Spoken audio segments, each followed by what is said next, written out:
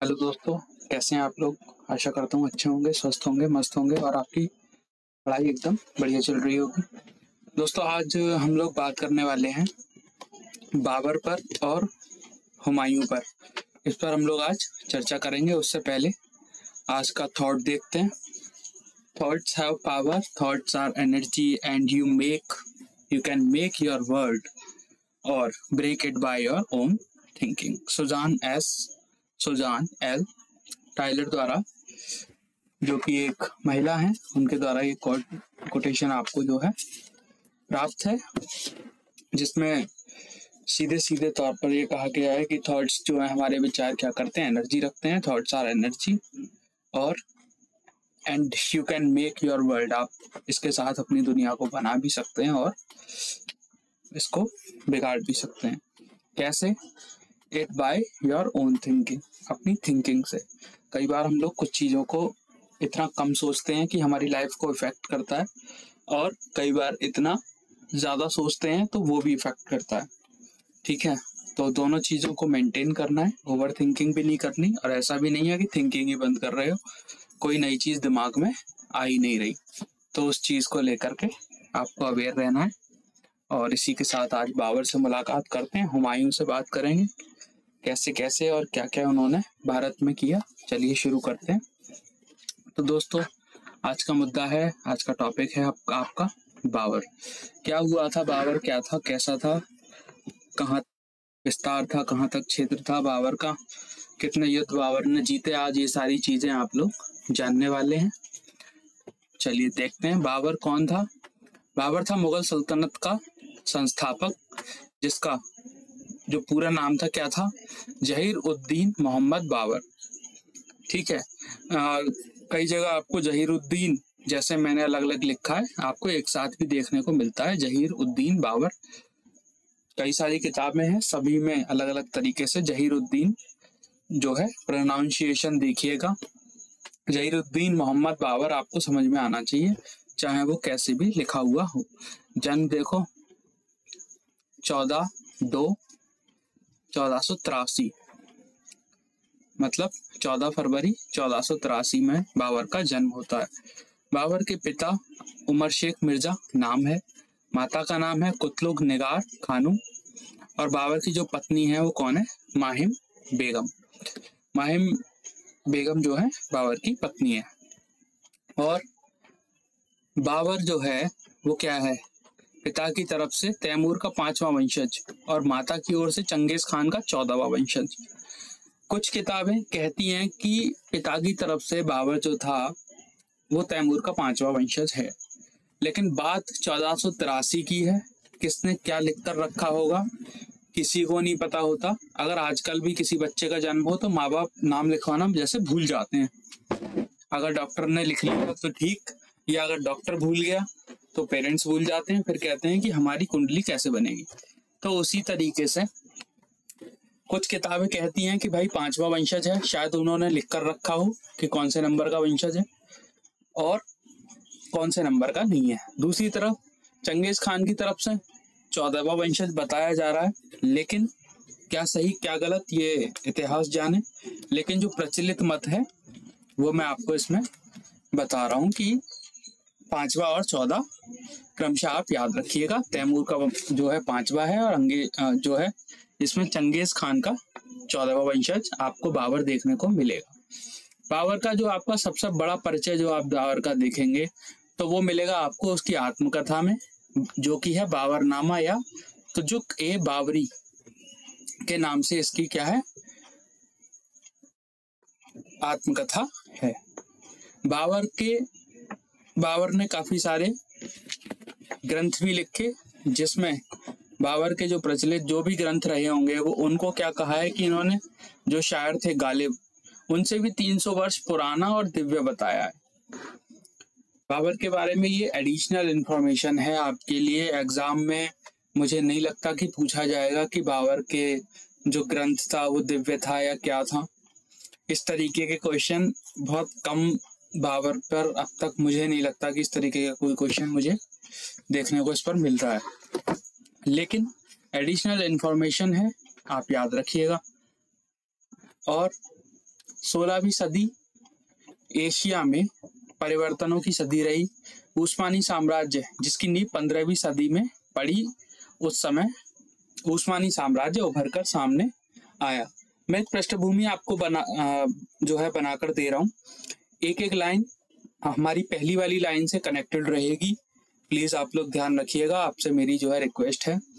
मुझे कोई शौक नहीं है कि मैं 16वीं सदी की बात करूं, और बाबर जो आया वो आया 1483 में, लेकिन एक पृष्ठभूमि होती है।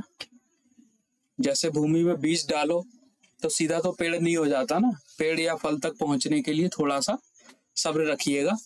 आपको मैं बाबर की पूरी कहानी और बाबर की मृत्यु तक का सफर तय कराऊंगा, और उसके बाद इसी वीडियो में हम इसके पुत्र हुमायूं की भी बात करेंगे। ठीक है, 16वीं सदी का मैंने आपको बताया कि 16वीं सदी में क्या हुआ कि परिवर्तन का दौर था, और उस समय एक साम्राज्य आया, उस्मानी साम्राज्य। 15वीं सदी में उसकी नींव पड़ी, और 16वीं सदी में क्या हुआ, वो बनकर तैयार हो रहा था। इस लाइन को मैंने यहाँ क्यों लिखा है, क्योंकि उस्मानी साम्राज्य से बाबर भिड़ेगा, बाबर की लड़ाई उस्मानी साम्राज्य से होगी, इसीलिए मैंने इसको यहाँ पर क्या किया है, ऐड किया है। चलिए आगे देखेंगे। चलिए, और दूसरी लाइन क्या है, मिस्र और मेसोपोटामिया पर अपना अधिकार जमाया किसने, बाबर ने। ईरान और इराक तक को अपने साम्राज्य में मिला लिया, उसको मिलाने का प्रयास किया। इसी समय सफवी साम्राज्य का उदय हुआ, जो अपने विस्तार के लिए उस्मानी बादशाहों से टकराया और उसने शिया मत को फैलाया। ठीक है, क्या हुआ, सफवी साम्राज्य का उदय होता है, जो किसको, कौन से मत को मानते हैं, शिया मत को मानने वाले। और उस्मानी जो बादशाह थे वो मानते थे किसको, सुन्नी वाले मत को। शिया और सुन्नी दो मत होते हैं, प्रचलित हैं मुस्लिम समुदाय में, आप लोगों को पता होगा। शायद कुछ लोग, मेरे दोस्त लोग जो हैं वो भी इस वीडियो को देख रहे होंगे, तो आप आसानी से समझ सकते हैं कौन सा मत किसका है। ध्यान रखिएगा, सफवी साम्राज्य का उदय हुआ और उसने क्या किया, किससे टकराया, जो अपने विस्तार के लिए टकराया, किससे, उस्मानी बादशाहों से टकराया, और उसने शिया मत को फैलाया। ध्यान रखने वाली बात है कि उस्मानी जो बादशाह थे वो सुन्नी मत को मानने वाले थे, ये आपको ध्यान रखना पड़ेगा।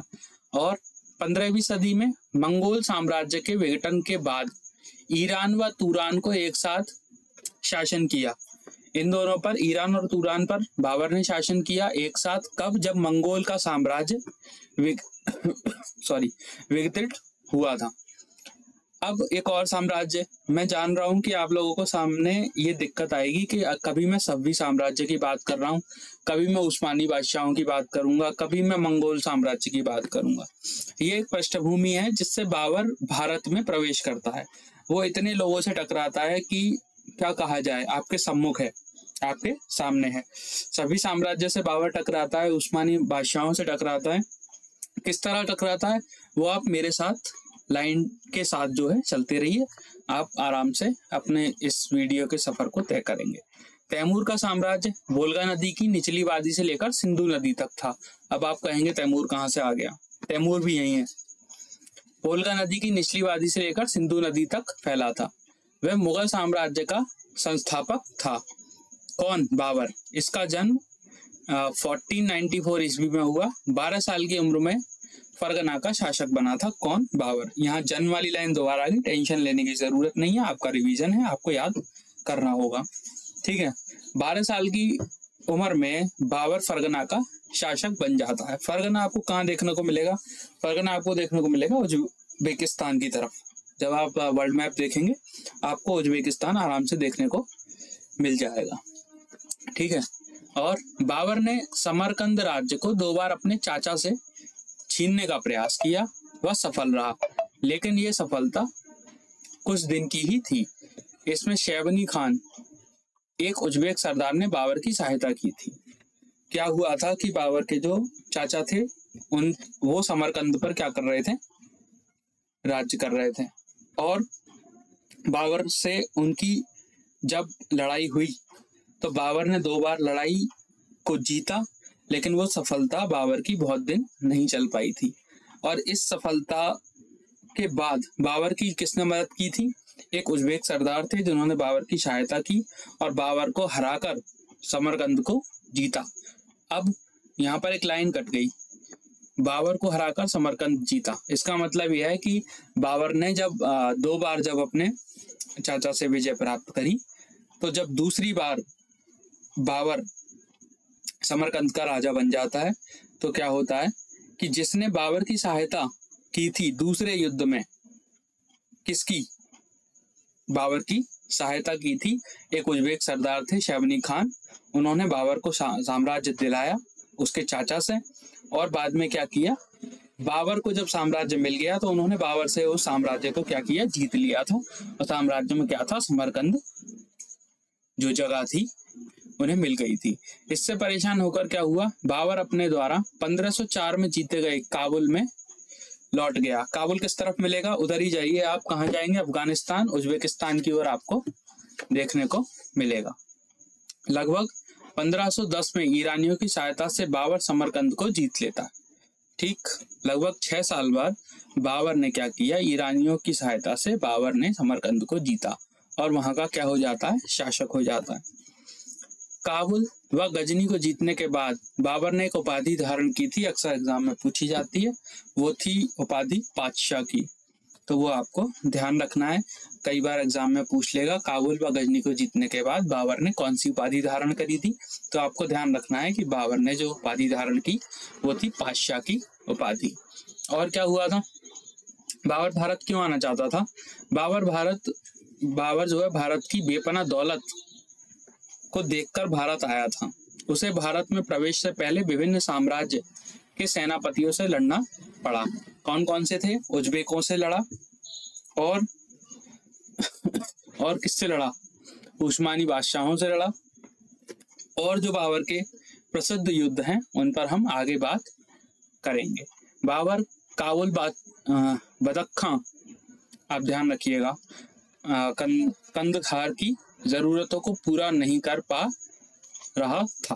क्या हुआ कि बाबर जो है वो काबुल, बदख्शां और कंदहार, जो 3 अलग अलग जो जगह हैं, तीनों जो जगह हैं आपको देखने को मिल रही हैं, स्क्रीन पर आप देख रहे हैं, जरूरतों को पूरा नहीं कर पा रहा था। और बाबर जो है बाबर की जो नजर थी वो भारत की दौलत पर थी, इसीलिए बाबर भारत आना चाहता था, जिसके लिए वो रास्ते में पड़ने वाले उस्मानी सरदारों से, उज्बेकिस्तान से, जितने भी तमाम बड़े बड़े क्षेत्र बीच में पड़ते रहे जहां पुराने शासक थे, बाबर को उन सबसे लड़ना पड़ा था। पंजाब के गवर्नर थे, कौन थे? दौलत खान लोधी ने बाबर को भारत पर आक्रमण करने के लिए बुलाया था। ठीक है, किसने बुलाया था? दौलत खान लोधी ने। 1520-21 में बाबर ने फिर एक बार सिंधु नदी को पार किया तथा आसानी से भीड़ा और सियालकोट पर कब्जा कर लिया था। बाबर भारत आया। बाबर की पहली जो लड़ाई हुई वो क्या हुई? भीड़ा, 1520 और 1521 में भीड़ा और सियालकोट पर बाबर ने क्या किया था? कब्जा कर लिया था। और इसी समय दौलत खान लोधी का प्रतिनिधित्व मंडल बाबर से मिला और भारत पर आक्रमण का न्योता दिया। ठीक है, दौलत खान लोधी चाहता था कि भारत पर आक्रमण हो और उसने योजना बनाई। दौलत खान लोधी और एक था राणा सांगा, ये 2 नाम आपको याद रखिएगा। ये दोनों ने बाबर को प्रस्ताव भेजा कि चलो भारत पर आक्रमण करते हैं। ठीक है, क्यों करते हैं? क्योंकि धन लूटा जाना था भारत से।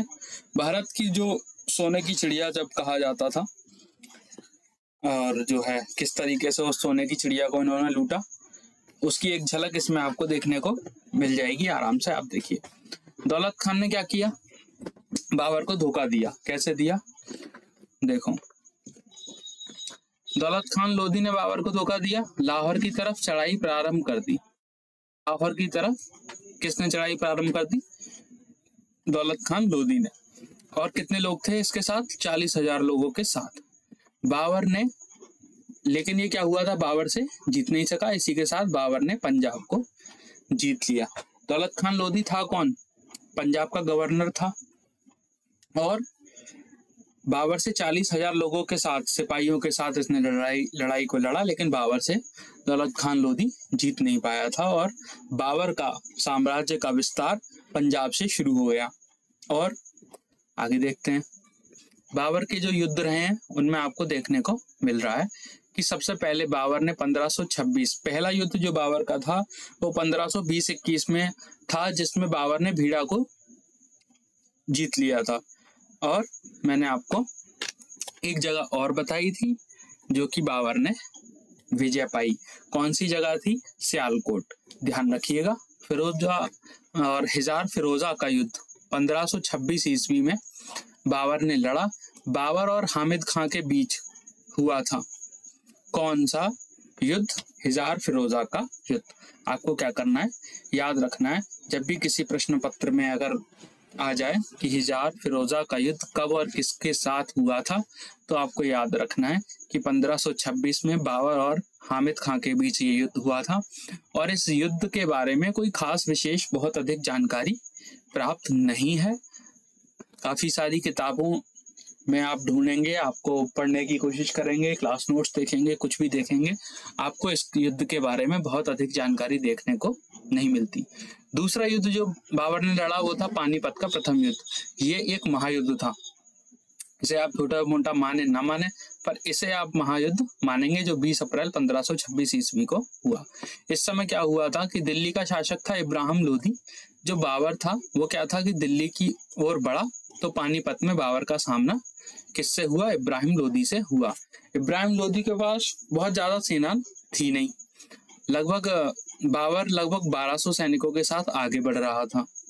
इस लड़ाई को भारतीय इतिहास की निर्णायक लड़ाइयों में से एक माना जाता है और एग्जाम में भी बहुत ज्यादा पूछा जाता है, ध्यान रखिएगा। कब हुई थी? 1526 20 अप्रैल, पानीपत का युद्ध बाबर और इब्राहिम लोधी के बीच में। इस लड़ाई से लोधी सत्ता पस्त हो चुकी थी, इसका मतलब बाबर जीत चुका था और दिल्ली और आगरा तक बाबर पूरे क्षेत्र पर छा चुका था। बाबर के अधिकार क्षेत्र में दिल्ली और आगरा तक के क्षेत्र आ रहे थे। तुगलमा पद्धति का प्रयोग किया गया था किस युद्ध में? पानीपत के युद्ध में। दो क्वेश्चन बनेंगे, कौन सी पद्धति इस्तेमाल करी थी और किस युद्ध में करी थी, तो वो आप ध्यान रखेंगे। तुगलका पद्धति का प्रयोग इस युद्ध में बाबर ने किया था। इसी युद्ध में सेना व तोपों को व्यवस्थित करने का क्रम निर्धारित किया, जो कि उस्मानी पद्धति की देन थी। ठीक है, उस्मानी पद्धति ये थी कि दो तोपों के बीच में किस तरीके से सैनिकों का जो है हिसाब किताब उसे रखना है, किस तरीके से वो सैनिकों की तैनाती करेगा, तोपों को किस तरीके से व्यवस्थित करेगा, ये सारी चीजें उसने जब उस्मानियों के साथ युद्ध किया पंजाब से पहले, तो उस समय उसने ये सारी चीजें सीखी थी और उसने पानीपत के इस युद्ध में इन चीजों का इस्तेमाल जमकर किया था। इस युद्ध में बाबर के दो तोपची थे, उस्ताद अली और मुस्तफा खान। ये लोग बाबर के जो है किसमें थे? मिलिट्री फोर्स जो थी बाबर की, उनका क्या था? कमांडर थे बिल्कुल। उनके जो है आदेश पर युद्ध इनकी सहायता से चल रहा था।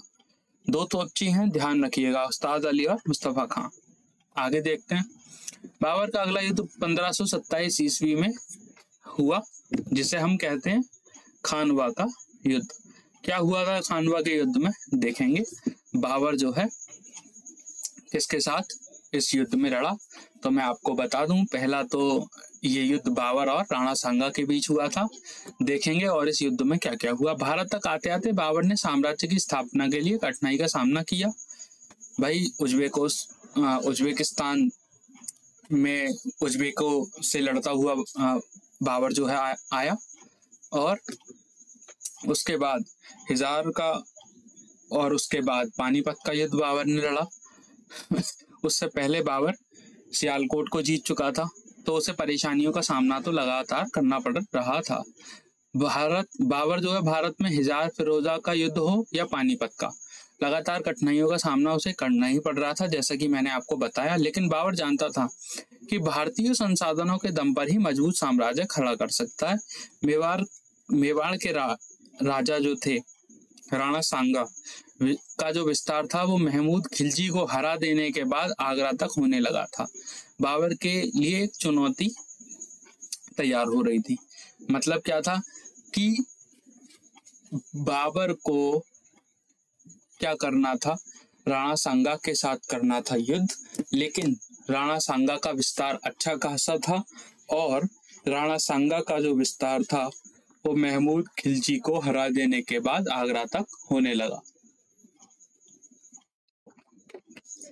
चलिए, और क्या हुआ, युद्ध के उपरांत बाबर ने गाजी की उपाधि धारण की थी। ठीक है, वहां पातशाह की उपाधि धारण की है बाबर ने, कहाँ, पानीपत के समय पर, जैसे मैं आपको क्या कर चुका हूं, पहले ही बता चुका हूं कि पातशाह की काबुल और गजनी के समय, काबुल और गजनी को जीता बाबर ने, उसके बाद पातशाह की उपाधि को धारण किया। खानवा के युद्ध में क्या किया, बाबर ने जो उपाधि धारण की वो थी गाजी की। बाबर ने राणा सांगा पर समझौता तोड़ने का आरोप लगाया। बाबर कहता है कि उसे सांगा ने विजय के लिए बुलाया था और जब बाबर का सामना इब्राहिम लोदी से हुआ तो सांगा ने बाबर की कोई सहायता नहीं की। इस युद्ध में बाबर ने जिहाद का नारा दिया था। ये दो अलग अलग चीजें हैं।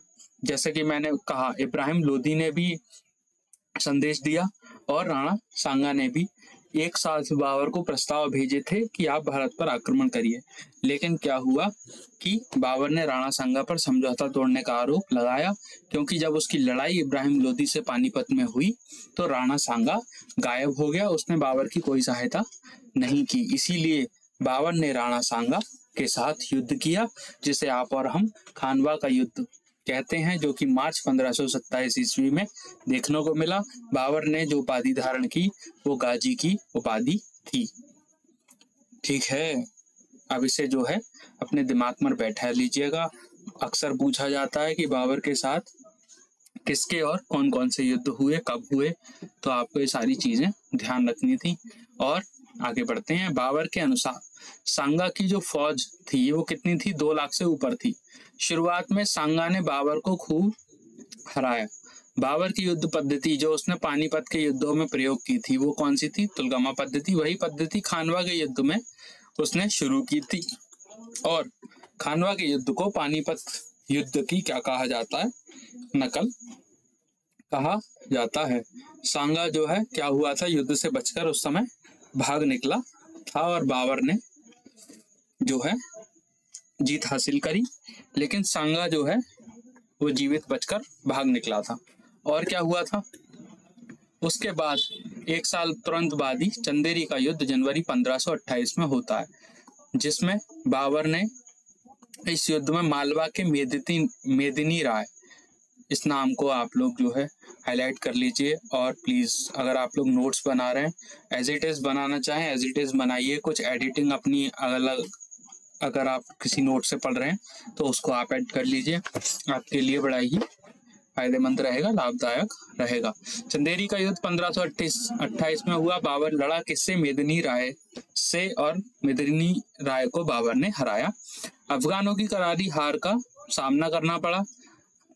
इसी समय चंदेरी का युद्ध, जब भी कोई घटना घटती है तो उसके 2 पक्ष होते हैं। अगर बाबर 1528 में यहाँ पर कहाँ पर मालवा के युद्ध में है, तो बाकी के जो और राज्यों के जो भी राजा रहे होंगे वो कहीं ना कहीं और युद्ध कर रहे होंगे। उन्हीं में से अफगान सेना भी बाबर के ही बीच आ रही थी। मेदिनी राय को हराया, उससे पहले बाबर ने अफगानों को हराया था। अफगानों की करारी हार का सामना करना पड़ा, क्योंकि वे मुगल शासन से समझौता नहीं करना चाहते थे और युद्ध के परिणाम स्वरूप मालवा से कन्नौज तक, जौनपुर तक के क्षेत्र पर अधिकार कर लिया। किसने, बाबर ने। चंदेरी के युद्ध में बाबर ने जो क्षेत्र जीते, कन्नौज, जौनपुर और मालवा, ये जो है तीनों क्षेत्र मेदिनी राय को हराया। हालांकि मेदिनी राय से ये क्षेत्र नहीं लिए, वो लाइन एक अलग है। मैंने जो नोट्स आपके लिए तैयार किए हैं तो मैंने आपको बताया है कि किस दौर के समय की बात है। ठीक है, 1528 में क्या हुआ, मालवा और कन्नौज, जौनपुर तक के जो क्षेत्र थे वो चंदेरी के युद्ध के समय बाबर ने जीत लिए थे। उसके 1 साल तुरंत बाद ही क्या होता है कि घाघरा का युद्ध होता है मई 1529 ईस्वी में। इसमें क्या हुआ कि चंदेरी के जो युद्ध हैं उन्हें जीते गए जो क्षेत्र थे, चंदेरी के युद्ध में जो क्षेत्र जीते उसी समय कौन से थे? मालवा, कन्नौज और जौनपुर के जो क्षेत्र चंदेरी के युद्ध के समय जीते थे, जिनका हाल मतलब क्षेत्रों में क्या था? उन्हीं क्षेत्रों में तनाव था। उसी तनाव का हल निकालने के लिए बाबर ने क्या किया? बाबर 1529 ईस्वी में किधर चला? आगरा से पूरब की ओर चल दिया, क्योंकि उसे उन सभी समस्याओं का हल चाहिए था जो चंदेरी का युद्ध और आपको जो है घाघरा का युद्ध, दोनों का समाधान बाबर निकाल सके। इसलिए बाबर ने आगरा से पूरब तक की जो यात्रा थी वो तय करी और बनारस के पास गंगा नदी के पास को जो है पार करके कहाँ पहुंचा? घाघरा के संगम पर। अफगानों और मुशर्रफ शाह की संयुक्त सेना से भिड़ना पड़ा था। अब आपसे पूछा जाए कि घाघरा का युद्ध किसके बीच हुआ, तो आपको पता चल गया है साहब कि सेना का जो भिड़ना था किसके साथ हुआ? अफगानों और मुशर्रफ शाह की संयुक्त सेना थी, जिनके साथ बाबर को युद्ध करना पड़ा था। बाबर जीत चुका था और यह बाबर का अंतिम युद्ध माना जाता है। ठीक है। और बाबर की मृत्यु जो हुई वो हुई 26 दिसंबर 1530 को 40 वर्ष की आयु में आगरा में हुई। पहले बाबर को आगरा के आराम बाग में दफनाया गया था, लेकिन बाद में उसे काबुल ले जाकर दफनाया गया और काबुल में ही बाबर का इस समय एक मकबरा बना हुआ है। तो दोस्तों ये था बाबर के विषय में कुछ महत्वपूर्ण जानकारी जो मुझे लगता है आप तक पहुंचनी चाहिए थी और आपके एग्जाम के लिए आपकी तैयारी में आपकी सहायता करेगी। तो इसमें हमने क्या क्या देखा एक बार मैं फिर से जो है आपको बता देता हूँ। बाबर का जन्म देखा, कब कहाँ कैसे हुआ। उसके बाद बाबर की हमने कुछ एडिशनल इंफॉर्मेशन देखी। 1520-21 में बाबर ने सियालकोट और बीड़ा जीता।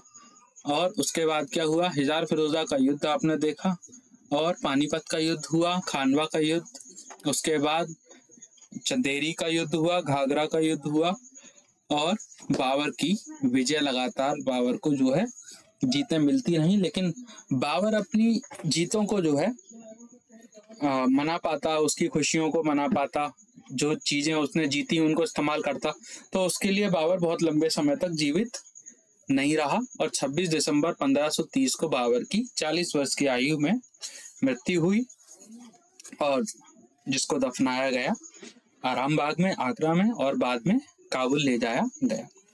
ये थी बाबर की हिस्ट्री और बाबर के विषय में पूछे जाने वाले महत्वपूर्ण विषय से संबंधित जानकारी। ठीक है। इसके बाद हम लोग बात करेंगे बाबर के पुत्र की, जिसका नाम क्या था? हुमायूं था। और हुमायूं का शासन कब से कहां तक, कैसे तक, मतलब कब से और कहां तक था वो देखेंगे। 1530 से 40 तक एक स्लॉट आपको देखने को मिल रही है और 1556 में, ये बीच में इसकी दूरी क्या है, क्या कारण रहे उसे देखेंगे। हुमायूं का जो नाम था वो क्या था? नसरुद्दीन मोहम्मद हुमायूं। आपको ध्यान रखना है हुमायूं के बचपन का नाम या उसका पूरा नाम, उसका ओरिजिनल नाम, किसी भी तरीके से प्रश्न पूछा जाए आपको ध्यान रखना है कि आपका ऑप्शन होना चाहिए नसीरुद्दीन मोहम्मद हुमायूं, जिसका जन्म हुआ 6 मार्च 1508 को। पिता आप जानते हैं बाबर और माता आप जानते हैं माहम बेगम। हुमायूं की पत्नी हमीदा बानो थी। तो ये आपको हुमायूं के विषय में याद रखना है। जन्म, माता, पिता, पत्नी। कम से कम कोई पूछे कि हुमायूं या बाबर के बारे में आप क्या जानते हैं, तो लगभग कम से कम इतनी इंफॉर्मेशन आपके पास होनी चाहिए। तो चलिए देखते हैं क्या हुआ हुमायूं के साथ। 23 साल की उम्र में हुमायूं दिसंबर 1530 में बाबर का उत्तराधिकारी बन गया। कैसे बन गया? क्योंकि आप लोग जानते हैं 6 दिसंबर 1530 में बाबर की मृत्यु हुई और उसके पुत्र का राज्याभिषेक हो गया था। बाबर ने हुमायूं को जो विरासत थी बाबर की, उसने क्या किया? बंटवारा करने के लिए नहीं कहा था। लेकिन हुमायूं सॉरी 2 बार हो गया यहाँ पर ये टाइपिंग, कोई बात नहीं, छोड़िए सा। लेकिन हुमायूं ने विभाजन किया। बाबर के चले जाने के बाद साम्राज्य मुश्किलें बहुत थी। साम्राज्य में मुश्किलें बहुत थी और इस विभाजन ने हुमायूं की मुश्किलें और बढ़ा दी। क्या हुआ कि बाबर ने नहीं कहा हुमायूं से कि आप बंटवारा करें, लेकिन जब हुमायूं के भाई उससे लड़ने लगे साम्राज्य को लेकर तो उसे हुमायूं को बंटवारा करना पड़ा था। और किस तरीके से बंटवारा हुआ कि बाबर का एक तो बाबर खुद हुमायूं खुद इसका पुत्र है बाबर का। बाबर के अन्य 3 पुत्र आप देख रहे हैं, कामरान, हिंदाल और अस्करी। और यहाँ पर आप लिख लीजिए, अगर टेबल बनाना चाहें तो आप यहाँ लिखेंगे हुमायूं। ठीक है, तो 4 पुत्र और एक सुलेमान, 5 पुत्र। मैं आपको बता दूं कि जो सुलेमान है वो बाबर के भाई का पुत्र है, मतलब हुमायूं के चाचा का बेटा है, चचेरा बेटा है सुलेमान। हुआ क्या है कि कामरान जो हुमायूं का भाई था उसे काबुल और कांधार दे दिया गया। हिंदाल जो भाई था उसे अलवर मिला और अस्करी को संभल, और सुलेमान जो चचेरा भाई था उसे बदख्शां का जो है शासन मिल गया था। इस तरीके से हुमायूं ने बंटवारा कर दिया। तो बाबर के जो बेटों में नाम आता है वो किसका आता है? हुमायूं, कामरान, हिंदाल, अस्करी और सुलेमान, क्योंकि संपत्ति बटी है। हालांकि सुलेमान बाबर के भाई का क्या है? पुत्र है, चचेरा भाई है किसका? हुमायूं का। गुलबदन बेगम ने फारसी भाषा में हुमायूं नामा की रचना की। अब गुलबदन बेगम बाबर की एकमात्र पुत्री हैं। गुलबदन बेगम जो हुमायूं की कौन है? बहन है, और उन्होंने अपने भाई का जो क्या है फारसी भाषा में हुमायूं नामा की रचना की है, जिसमें हुमायूं की विस्तृत जानकारी आपको देखने को मिल जाएगी। चलिए, लेकिन क्या हुआ कि कामरान जो क्या भाई था किसका? हुमायूं का। कामरान जो था काबुल और कांधार से खुश नहीं था। किसका भाई था? हुमायूं का। चलिए, उसने लाहौर और मुल्तान पर कब्जा कर लिया जो कि हुमायूं के अधीन थे। 2 क्षेत्र और थे जिन्हें कामरान चाहता था कि मुझे मिले, जो कि किसके पास थे? हुमायूं के। 2 क्षेत्र थे, कौन कौन से थे? मुल्तान और लाहौर। उन पर क्या हुआ? कामरान ने अधिकार कर लिया। हुमायूं को अफगानों की बढ़ती शक्ति और गुजरात के शासक बहादुर शाह का सामना भी करना पड़ा, क्योंकि हुमायूं को अब दिल्ली की ओर बढ़ना है। ठीक है, तो सामना तो करना पड़ेगा। जैसे बाबर को सामना करना पड़ा, ऐसे ही हुमायूं को अपना प्रशासन चलाने के लिए, अपना शासन जमाने के लिए क्या हुआ कि किससे भिड़ना पड़ा? बहादुर शाह से और अफगानों की शक्ति से। और बाबर इसी समय जो बाबर था वो हुमायूं था, किससे जूझ रहा था? अपने भाइयों से, क्योंकि उन्हें बंटवारा पसंद नहीं आ रहा कि मुझे ये नहीं मिला, मुझे वो नहीं मिला। सब अपने अपने पसंद के क्षेत्र लेना चाहते थे। इस समय हुमायूं के सामने 3 बहुत बड़ी समस्या थी। वो कौन सी थी? अफगानों की बढ़ती शक्ति, बहादुर शाह का सामना और भाइयों के बीच बंटवारा। ये 3 चीजों ने हुमायूं की कमर को तोड़ के रख दिया था। आगे देखते हैं क्या हो रहा है। 1532 में क्या हुआ? दोहरा हुआ, कहीं कहीं आपको लिखा मिलेगा। दोनों तरीके से आप देख लीजिए, जो आपको देखने को मिल जाए आपके प्रश्न पत्र में या नोट्स में। किसने? हुमायूं ने। और जौनपुर से सुल्तान लोदी को खदेड़ दिया। फिर उसने गुजरात के बहादुर शाह को हराया, मतलब जौनपुर से सुल्तान लोदी को हराया, गुजरात के बहादुर शाह को हराया और उन स्थानों को अस्करी को सौंप दिया। हुमायूं ने दिल्ली में 3परा नामक एक शहर भी बसाया था। यहाँ स्पेस होना चाहिए था, स्पेस नहीं है, लाइन अलग है। आप अगर नोट्स बना रहे हैं इस लाइन को अलग से लिखिएगा, महत्वपूर्ण है। हुमायूं ने दिल्ली में 3परा नामक शहर की स्थापना की थी और इसी में इसकी मृत्यु भी हुई थी। आगे बात करेंगे मृत्यु की, अभी फिलहाल हुमायूं ने जो कुछ किया उसके जीवन की लीला आपके सामने है। अस्करी को स्थान मिले, कौन से मिल गए? जौनपुर से स्थान मिल गया। और गुजरात के बहादुर शाह को हराया तो गुजरात की तरफ से, मतलब गुजरात का क्षेत्र भी अस्करी को मिला। अस्करी को क्या कर दिया? वहां का गवर्नर जनरल बना दिया था हुमायूं ने। अस्करी को दोनों क्षेत्र मिल गए और दिल्ली में 3परा की स्थापना की। हुमायूं पर अफीम खाने का शौकीन होने का आरोप है और दीन पनाह के निर्माण में समय खराब करने का भी, क्योंकि इस समय शेर खान अपनी शक्ति बढ़ा रहा था। शेर खान वो शख्सियत है जो हुमायूं से आगे चलकर लड़ेगी। तो लोग ये कहते हैं कि जब शेर खान अपनी तैयारियां कर रहा था उस समय हुमायूं ने अपना समय किस में खराब किया? दीन पनाह नामक शहर बनाने में और अफीम खाने के शौकीन होने पर। इन दो कामों में हुमायूं ने अपना समय को खराब किया था। हालांकि बाबर पर भी ये आरोप था, हमने पहले उसमें नोट्स में नहीं देखा पर मैंने आपको बता दे रहा हूँ कि बाबर पर भी ये आरोप था कि वह शराब का शौकीन था, अफीम का शौकीन हुमायूं था और वो शराब का शौकीन था। कौन? इसका पिता बाबर। तो दोनों पर आरोप थे, लेकिन दोनों को प्रशासन भी चलाना था। इसीलिए हुमायूं ने बाद में क्या किया था कि अफीम को कम कर दिया था, अफीम खाना छोड़ दिया था, क्योंकि हुमायूं को लड़ना था और उधर बाबर को भी लड़ना था। इसीलिए ऐसा भी माना जाता है कि बाद में इन लोगों ने अपने अपने शौक को छोड़ दिया था। शेर खान से युद्ध होगा हुमायूं का, किसके साथ? किसकी सहयोग से? बहादुर शाह को, जो है पहले हरा चुका है। बहादुर शाह शेर खान की मदद करेंगे और हुमायूं से युद्ध होगा। आप आगे देखेंगे, चलिए देखते हैं। बहादुर शाह हुमायूं के लिए बहुत बड़ा खतरा था, क्योंकि पहले हुमायूं क्या कर चुका था? बहादुर शाह को हरा चुका था।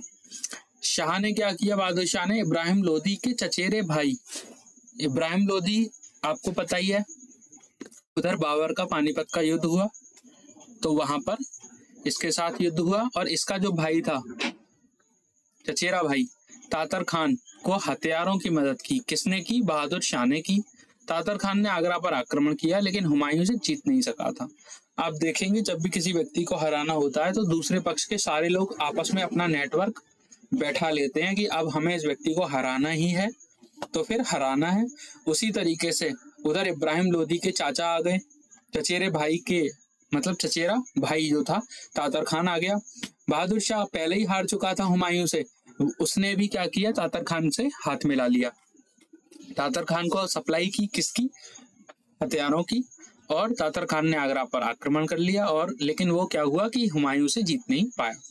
उसके बाद क्या किया? बहादुर शाह के सहयोग से शेर खान अपनी शक्ति को बढ़ाता रहा था। इस शक्ति का प्रयोग बंगाल के शासकों को हराने के लिए किया। किसने? शेर खान ने किया, बहादुर शाह के सहयोग से। और क्या हुआ? इसी के साथ एक युद्ध और होता है, वो है दोराहा की लड़ाई। 1532 दोराहा का युद्ध किसके बीच हुआ? क्यों? देखेंगे। हुमायूं ने भी एक, यहाँ पर शेर खान ने सेना बनाई थी जिसका प्रयोग कहाँ हुआ था? बंगाल के शासकों को हराने के लिए। और यहाँ पर क्या हुआ? हुमायूं ने भी एक सेना बनाई जिसका प्रयोग हुमायूं ने कहाँ किया? शेर खान के खिलाफ किया। कूच करी और चूनार का किला घेरा था, जो कि शेर खान के अधीन उस समय था। चूनार का किला किसने घेरा? हुमायूं ने घेरा। किसके अधीन था? शेर खान के। ये चीजें आपको ध्यान रखनी है। दोराहा की लड़ाई में 1532 ईस्वी में ये युद्ध हुआ और महमूद लोदी, शायद आपको दिख नहीं रहा हो, मैं कोशिश करूंगा, महमूद लोदी को हराया, मैं बोल रहा हूँ और आप लोग देख लेंगे। वह अफगान सेना को पराजित किया था। ठीक है। क्या हुआ दोराहा की लड़ाई में? शेर खान के खिलाफ कूच करी, चूनार का किला घेरा, किसने? हुमायूं ने, और महमूद लोदी को हराया। ठीक है।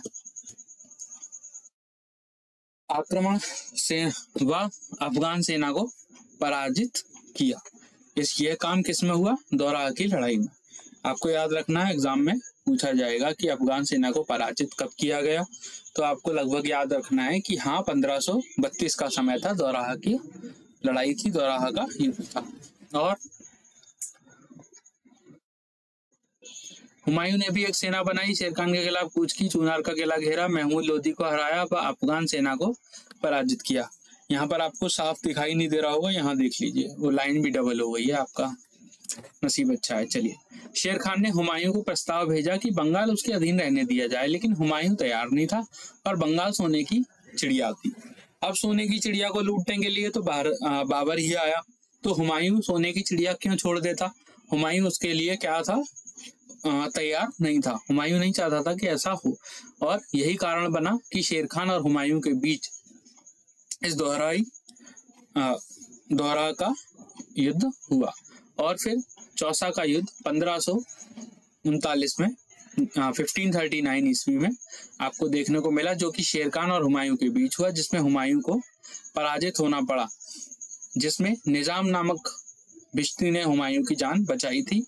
हुमायूं जो था वो एक नदी में कूद गया था, जहां पर निजाम नामक एक भिश्ती था, उसने हुमायूं की जान बचाई थी।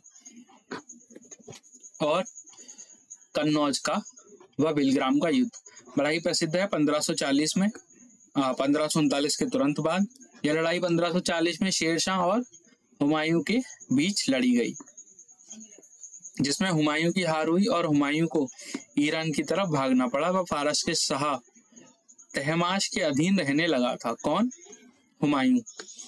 जब कन्नौज और बिलग्राम का युद्ध हुआ 1540 में, तो शेरशाह और हुमायूं के बीच जब ये लड़ाई चल रही थी, हुमायूं की इसमें हार हुई और हुमायूं को भागना पड़ा था उस समय। शुरुआती दौर में कौन सी स्लाइड, चलिए देखेंगे। 1530 से 1540 मैंने दिखाया, इसीलिए दिखाया था क्योंकि आप यहाँ देखिए कन्नौज व बिलग्राम 1540 में ये एक दौर पूरा हो चुका था, जो मैंने डेट्स आपको स्लाइड में ऊपर दिखाई हुई है, ठीक है। उसके बाद बाबर 15 साल निर्वासन में रहा था। निर्वासन के दौरान उसने हमीदा बानो से विवाह किया था, जो नाम मैंने आपको बताया कि हुमायूं की पत्नी थी हमीदा बानो। तो उनसे जो विवाह हुआ था वो हुआ था 1540 में या 1540 के बाद कहेंगे, क्योंकि बाबर ने जो विवाह किया था वो विवाह किया था कब? अपने निर्वासन के दौरान। और निर्वासन कब हुआ? कन्नौज व बिलग्राम 1540 की लड़ाई के बाद, ठीक है। बाकी स्लाइड में सारी चीजें लिखी हुई हैं, आप देख सकते हैं। आगे बढ़ रहे हैं। इसके बाद एक युद्ध और हुआ, जो कि कब हुआ? 1555। एक चीज यहाँ याद रखिएगा, मैंने यहाँ आपसे कहा है कि 1540 मतलब 15 साल बाबर यहाँ से गायब रहा है। कब तक? 1555 तक। और जब हुमायूं की जब वापसी हुई है तो क्या हुआ है? सरहिंद का युद्ध हुआ है 1555 ईस्वी में। यह युद्ध हुमायूं और सिकंदर सूरी के बीच हुआ, जिसमें सिकंदर सूर पराजित हुआ और भाग निकला, किंतु उसने बाद में अपना राज्य पुनः प्राप्त कर लिया था। अर्थात सरहिंद के प्रथम युद्ध में हुमायूं ने सिकंदर सूरी को हराया और जीत गया, लेकिन कुछ समय बाद सिकंदर लोदी ने अपना राज्य क्या किया था? हुमायूं से वापस ले लिया था। हुमायूं की जो मृत्यु हुई थी दोस्तों, वो हुई लगभग 1555 ईस्वी में दीन पन्हा पैलेस की पुस्तकालय की सीढ़ियों से गिरने के कारण हुमायूं की मृत्यु हो गई। ऐसा लोग मानते हैं कि बाबर के बाद उसका पुत्र हुमायूं जीवन भर लुढ़कता रहा और अंत में उसकी जब मृत्यु हुई है वो भी लुढ़कते हुए ही हुई है, क्योंकि ये लोग लगातार चुनौतियों का सामना कर रहे थे। हर एक साल में किसी न किसी के साथ युद्ध चल रहा था और तनाव बरकरार था सभी युद्धों के बीच की स्थितियों में। तो ऐसा माना जाता है कि जो हुमायूं की मृत्यु हुई वो लुढ़कते हुए हो गई और हुमायूं जो है वो अपने जीवन में भी कभी शांति से नहीं बैठ पाया। तो दोस्तों ये था हुमायूं और जो है बाबर आपको देखने को मिला। और मैं आपको बता दूं टेम्पलेट आप देख रहे होंगे, शुरुआत में वीडियो में आपने टेम्पलेट देखी होगी। मैंने उसमें लिखा है बाप और बेटा, इसलिए लिखा है क्योंकि आप लोग उसे आसानी से क्या कर सकें, जो है याद कर सकें। क्योंकि आगे चलकर जब हम शेरशाह सूरी पढ़ेंगे या फिर जब भी हम अकबर पढ़ेंगे, जब भी हम शाहजहां पढ़ेंगे, तो आपको जो है इसमें मुश्किल देखने को मिलेगी कि सर ने जो है क्या कराया है।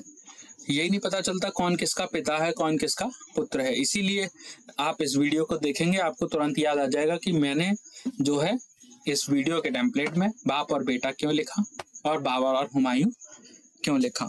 तो दोस्तों, thanks for the watching this video. आप सभी का बहुत बहुत धन्यवाद। Please like, comment and share the video. So आज के लिए इतना ही। Thank you.